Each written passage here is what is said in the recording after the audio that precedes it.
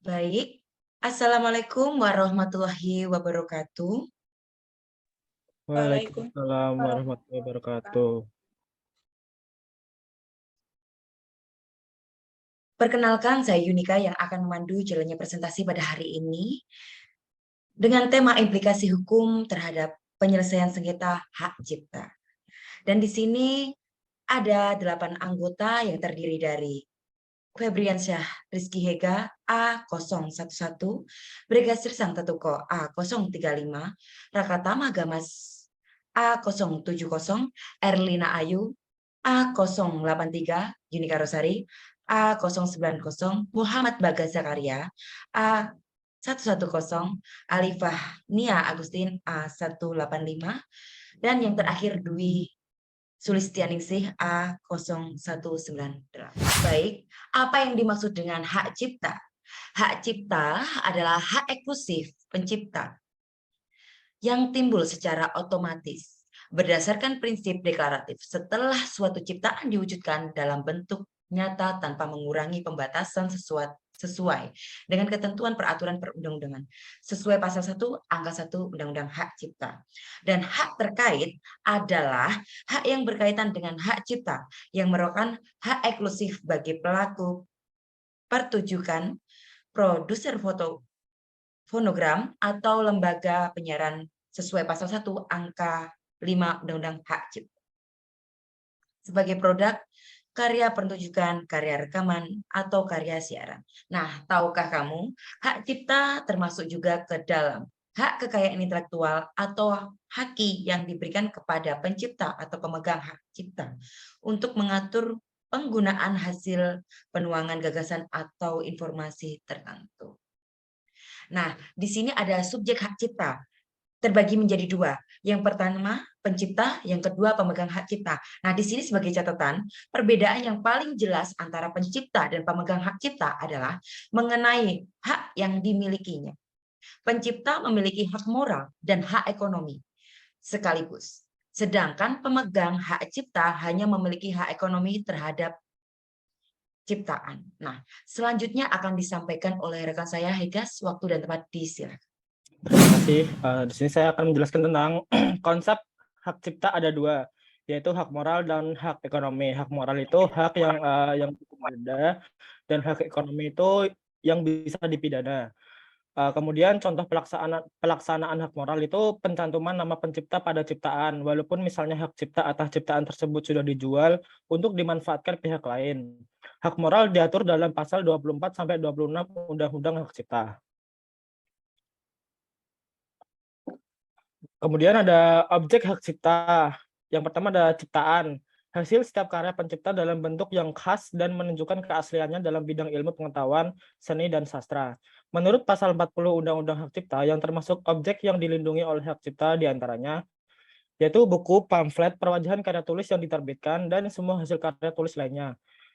Kemudian yang B ada ceramah, kuliah, pidato, dan ciptaan sejenis lainnya. Kemudian ada masa berlaku hak cipta. Yang pertama itu ada perlindungan hak cipta, itu seumur hidup pencipta plus 70 tahun. Yang kedua ada program komputer 50 tahun sejak pertama kali dipublikasikan. Yang ketiga ada pelaku 50 tahun sejak pertama kali dipertunjukkan. Yang keempat ada produser rekaman, itu 50 tahun sejak ciptaan difiksasikan. Yang terakhir itu ada lembaga penyiaran, itu 20 tahun sejak pertama kali disiarkan. Untuk catatan, apabila beli putus kembali lagi ke penciptanya setelah 25 tahun. Saya lanjutkan Mbak Alifah untuk bisa menerangkan. Terima kasih atas kesempatan dengan kepada saya. Di sini ada statement-statement apa saja untuk mengurus hak cipta. Yang pertama tuh masuk ke situs e-hakcipta.djip.go.id. Yang kedua lakukan registrasi. Yang ketiga login. Yang keempat mengunggah dokumen persyaratan. Yang keempat melakukan pembayaran. Yang kelima menunggu proses pengecekan, approve data, dan yang terakhir mendapatkan sertifikat yang dapat diunduh dan dicetak sendiri oleh pemohon. Di sini terdapat dari catatan dari Direktorat Jenderal Kekayaan Intelektual, Dirjen Haki, Kementerian Hukum dan Hak Asasi Manusia Republik Indonesia. Nah, di sini juga ada fungsi pencatatan, yaitu yang pertama memudahkan pembuktian sengketa hak cipta, yang kedua menjadi catatan publik, yang ketiga memberi rasa aman bagi pemilik atau pemegang hak cipta. Hapusnya kekuatan hukum pencatatan ciptaan dan produk hak terkait tercantum dalam pasal 74 sampai 75 Undang-Undang Hak Cipta.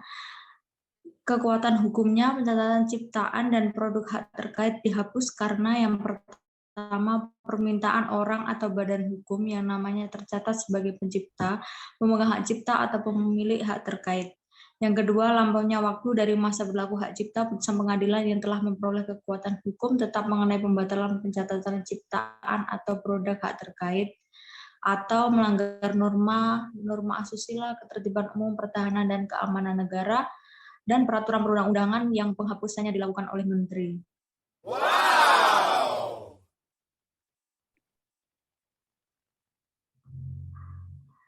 Selanjutnya ada ciptaan yang dapat dilindungi termuat dalam pasal 40 Undang-Undang Hak Cipta, yaitu ada buku, program komputer, ceramah, kuliah, pidato, alat peraga, lagu atau musik, drama atau drama musikal, arsitektur, peta, seni batik, fotografi, terjemahan tafsir, dan hasil pengaliwujudan. Terima kasih untuk itu yang dapat saya sampaikan. Selanjutnya akan dijelaskan oleh Saudara Raka. Baik, di sini saya akan melanjutkan apa yang telah disampaikan oleh Saudara Alifah. Hasil karya yang tidak dilindungi hak cipta, pasal 41 dan 42 Undang-Undang Hak Cipta. Yang pertama, hasil karya yang belum diwujudkan dalam bentuk nyata. Yang kedua, setiap ide, prosedur, sistem, metode, konsep, prinsip, temuan, atau data walaupun telah diungkapkan, dinyatakan, digambarkan, dijelaskan, atau digabungkan dalam sebuah ciptaan. Yang ketiga, alat, benda, atau produk yang diciptakan hanya untuk menyelesaikan masalah teknis atau yang bentuknya hanya ditujukan untuk kebutuhan fungsional. Yang keempat, hasil rapat terbuka lembaga negara. Yang kelima, peraturan perundang-undangan. Yang keenam, pidato kenegaraan atau pidato pejabat pemerintah.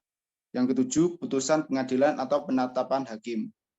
Yang terakhir, kitab suci atau simbol keagamaan. Mengapa harus ada Undang-Undang Nomor 28 Tahun 2014 tentang hak cipta? Yang pertama, hak cipta merupakan kekayaan intelektual yang mempunyai peranan strategis dalam mendukung pembangunan bangsa. Yang kedua, perlunya peningkatan perlindungan dan jaminan kepastian hukum bagi pencipta, pemegang hak cipta, dan pemilik hak terkait atas perkembangan ilmu pengetahuan, teknologi, seni, dan sastra yang demikian pesat. Yang ketiga, diperlukan implementasi dalam hukum nasional atas hukum internasional di bidang hak cipta. Yang terakhir, sebagai pengganti Undang-Undang Nomor 19 Tahun 2002 yang sudah kurang relevan. Selanjutnya, peralihan hak cipta meliputi pewarisan, hibah, wakaf, wasiat, perjanjian tertulis, atau sebab lain yang dibenarkan sesuai dengan ketentuan peraturan perundang-undangan. Dengan catatan, hak cipta dapat dijadikan sebagai objek jaminan fidusia. Untuk materi berikutnya akan disampaikan oleh Saudara Tias. Terima kasih. Terima kasih atas kesempatannya. Langsung saja yaitu mengenai lisensi yang ada di pasal 80 sampai pasal 81 Undang-Undang Hak Cipta. Lisensi itu sendiri merupakan izin tertulis yang diberikan oleh pemegang hak cipta atau pemilik hak cipta terkait kepada pihak lain untuk melaksanakan hak ekonomi atas ciptaannya atau produk hak terkait dengan syarat tertentu. Itu ada di pasal 1 angka 20 Undang-Undang Hak Cipta. Pemegang hak cipta atau pemilik hak terkait berhak memberikan lisensi kepada pihak berdasarkan perjanjian tertulis untuk melaksanakan perbuatan komersil. Kemudian perjanjian lisensi berlaku selama waktu tertentu dan tidak melebihi masa berlaku hak cipta dan hak terkait. Kemudian pelaksanaan perbuatan komersil disertai kewajiban penerima lisensi untuk memberikan royalti kepada pemegang hak cipta atau pemilik hak terkait selama jangka waktu lisensi. Kemudian mengenai besaran royalti dan tata cara pemberian royalti dilakukan berdasarkan perjanjian lisensi antara pemegang hak cipta atau pemilik hak terkait dan penerima lisensi. Besaran royalti dalam perjanjian lisensi harus ditetapkan berdasarkan kelaziman praktik yang berlaku dan memenuhi unsur keadilan.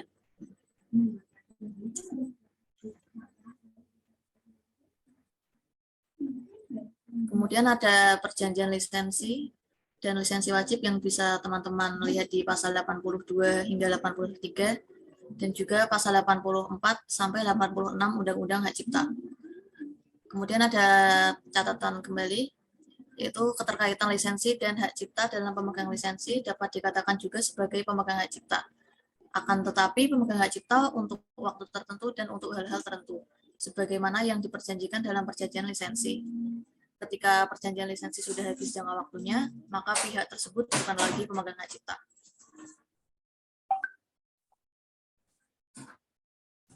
Dalam hal ini, apabila terjadi pelanggaran, upaya yang dapat dilakukan untuk penyelesaiannya adalah melalui penyelesaian sengketa perdata dan juga penyelesaian tuntutan pidana pelanggaran.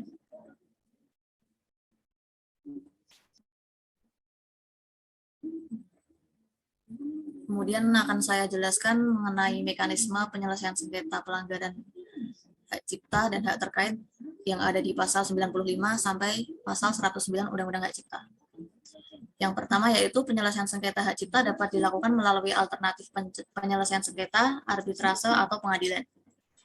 Pengadilan yang berwenang memeriksa perkara adalah pengadilan niaga.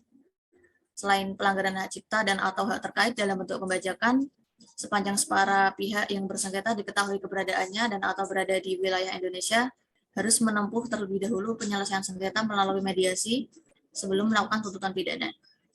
Pencipta, pemegang hak cipta, atau pemilik hak terkait berhak mengajukan gugatan ganti rugi berupa permintaan untuk menyerahkan seluruh atau sebagian penghasilan yang diperoleh dari penyelenggaraan ceramah, pertemuan ilmiah, pertunjukan, atau pameran karya yang merupakan hasil pelanggaran hak cipta atau produk hak terkait. Upaya hukum yang dapat diajukan atas putusan pengadilan niaga terhadap sengketa hak cipta hanya upaya hukum kasasi. Kemudian atas permintaan pihak yang merasa dirugikan karena pelaksanaan hak cipta atau hak terkait, pengadilan niaga dapat mengeluarkan penetapan sementara untuk yang pertama itu mencegah barang yang diduga hasil pelanggaran hak cipta atau hak terkait ke jalur perdagangan.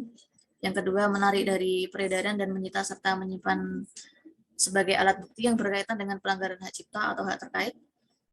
Yang ketiga, mengamankan barang bukti dan mencegah penghilangannya dan pelanggar.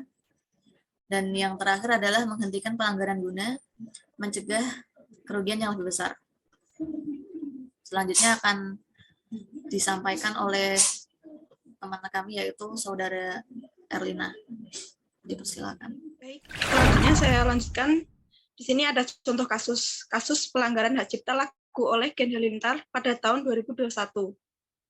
Halilintar, Anovial Said, dan Lenggoni Umar Faruk yang dikenal dengan Gen Halilintar dinyatakan terbukti melakukan pelanggaran hak cipta terhadap lagu berjudul Lagu Cantik. Mahkamah Agung menghukum keduanya untuk membayar ganti kerugian sebesar 300 juta. Gen Halilintar dinilai mengubah lirik lagu Cantik dan merekam, membuat video, serta mengunggahnya di akun YouTube Gen Halilintar tanpa izin dari PT Nagaswara Publiserindo yang menaungi para pencipta lagu Cantik. Majelis Hakim menyatakan perbuatan keduanya yang mentransformasikan ciptaan dan komunikasi ciptaan adalah pelanggaran hak cipta.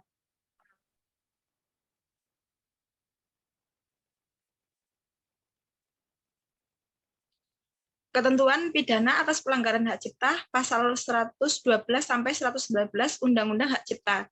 Setiap orang yang dengan tanpa hak melakukan perbuatan menghilangkan, mengubah atau merusak untuk penggunaan secara komersial dipidana dengan pidana penjara paling lama 2 tahun dan atau pidana denda paling banyak 300 juta rupiah. Setiap orang yang mengelola tempat perdagangan dalam segala bentuknya yang dengan sengaja dan mengetahui membiarkan penjual dan atau penggandaan barang hasil pelanggaran hak cipta dan atau hak terkait di tempat perdagangan yang dikelolanya dipidana dengan pidana denda paling banyak 100 juta rupiah. Setiap orang yang tanpa persetujuan dari orang yang dipotret atau ahli warisnya melakukan penggunaan secara komersial, penggandaan, pengumuman, pendistribusian, atau komunikasi atau potret untuk kepentingan reklam atau periklanan untuk penggunaan secara komersial, baik dalam media elektronik maupun non-elektronik, dipidana dengan pidana denda paling banyak 500 juta rupiah.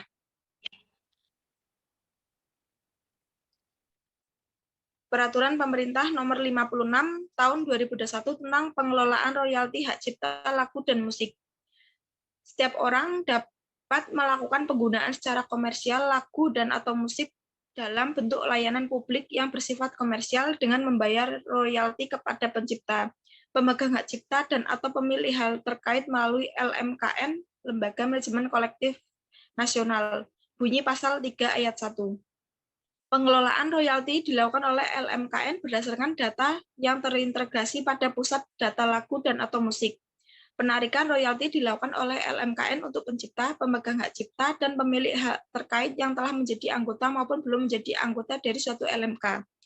LMK adalah institut yang diberi kuasa oleh pencipta, pemegang hak cipta, dan atau pemilik hak terkait guna mengelola hak ekonominya dalam bentuk penghimpun dan mendistribusikan royalti. LMKN ini berbentuk badan hukum nirlaba. Dalam melakukan penghimpunan royalti, LMKN melakukan koordinasi dan penetapan besaran royalti yang menjadi hak masing-masing LMK sesuai dengan kelaziman dalam praktik berdasarkan keadilan. Selanjutnya saya serahkan.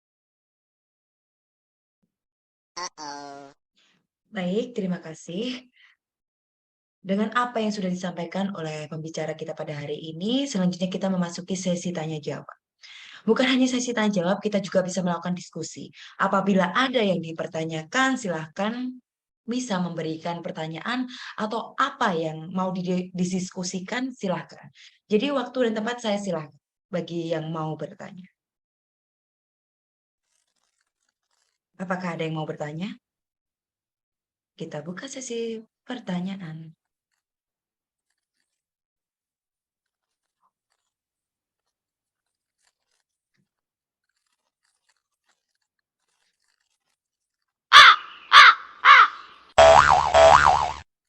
Izin bertanya, Ya, dengan siapa? Diges Risang Pratoka. Oke, apa yang mau dipertanyakan silahkan bisa disampaikan. Untuk pembicara silahkan juga bisa memahami pertanyaan dari Mas Bregas. Disilahkan Mas Bregas. Menyorot slide bagian pencatatan hak cipta, pertanyaan saya adalah, adakah akibat hukum jika tidak mencatatkan ciptaan? Udah seperti itu aja. Oke, apakah Bisa ada dipahami, Mbak? pembicara yang ingin menanggapi pertanyaan dari Mas Bregas? Apabila ada, disilahkan sekaligus saja ya.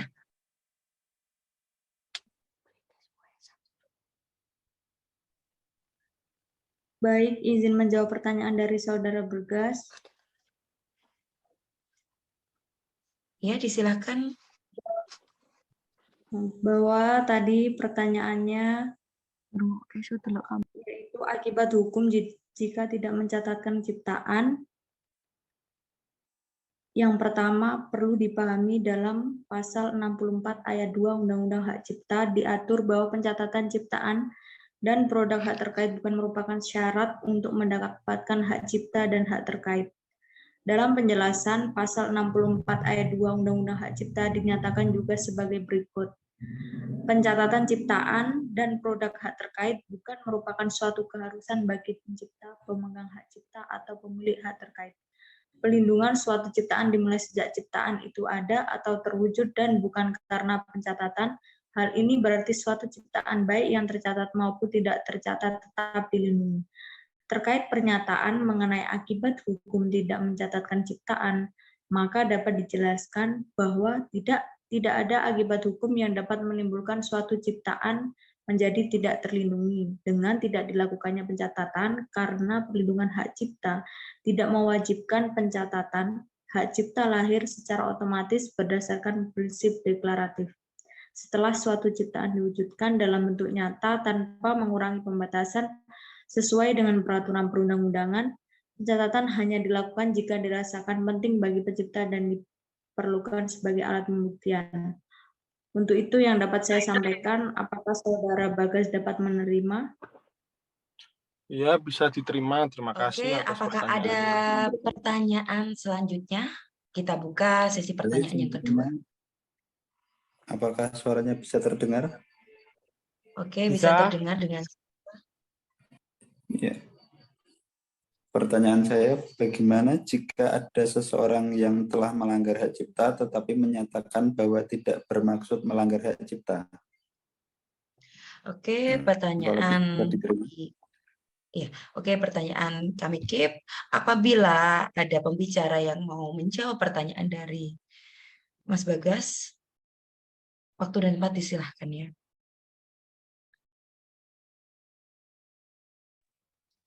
Baik, saya akan menjawab pertanyaan dari Mas Bagas. Bagaimana jika ada seseorang yang telah melanggar hak cipta tetapi menyatakan bahwa tidak bermaksud melanggar hak cipta? Jadi di sini jika Anda tidak memiliki izin untuk menggunakan karya yang dilindungi hak cipta, konten Anda tetap dapat dihapus meskipun Anda mencantumkan pemegang hak cipta dalam daftar kredit. 2. Anda membeli konten tersebut termasuk salinan fisik atau digital. Selanjutnya, Anda tidak mendapatkan keuntungan dari konten tersebut. Anda tidak melihat konten serupa di tempat lain di internet. Anda merekam konten Anda sendiri dari TV, bioskop, atau radio, membuat salinan Anda sendiri, dan salah satu sumber ini tidak memberi Anda hak atas konten utama. Anda menyalin sendiri konten tersebut dari buku teks, poster, film, atau foto. Selanjutnya, Anda telah melihat konten serupa di tempat lain di internet. Penggunaan lain tersebut telah mendapatkan izin untuk membagikan konten dengan cara yang dapat dianggap sebagai penggunaan wajar.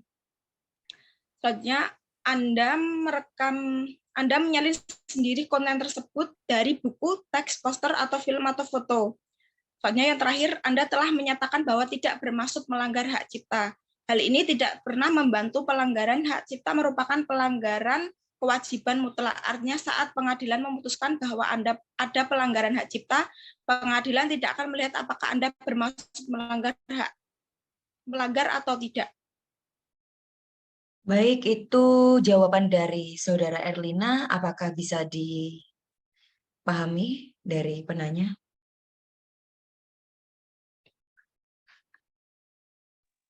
Mudah dipahami. Apakah bisa dipahami? Oke. Baik, semua pertanyaan sudah dijawab dengan luar biasa oleh para pembicara kita pada hari ini. Selanjutnya kita memasuki closing statement. Sengketa perdata yang terjadi, tiap-tiap pelanggaran hak cipta diupayakan penyelesaiannya melalui alternatif penyelesaian sengketa, arbitrase, atau pengadilan. Undang-undang ini menempatkan agar penyelesaian sengketa perdata dapat diselesaikan secara cepat, murah, dan biaya ringan sesuai dengan asas peradilan yang dianut dalam sistem peradilan perdata Indonesia. Dan juga penyelesaian tuntutan pelanggaran hukum pidana dikenal sebagai ultimum remedium atau sebagai alat terakhir apabila usaha-usaha lain tidak bisa dilakukan. Ini disebabkan karena sifat pidana yang menimbulkan nestapa penderitaan. Kendati demikian, tidak semua orang berpendapat bahwa pidana itu menimbulkan penderitaan. Setidak-tidaknya dalam pidana itu mengandung pikiran-pikiran melindungi dari memperbaiki pelaku kejahatan. Sekian yang bisa kelompok 1 sampaikan dan paparkan. Selebihnya mohon maaf apabila ada salah kata dari kami. Wassalamualaikum warahmatullahi wabarakatuh. Waalaikumsalam warahmatullahi wabarakatuh. Waalaikumsalam warahmatullahi wabarakatuh.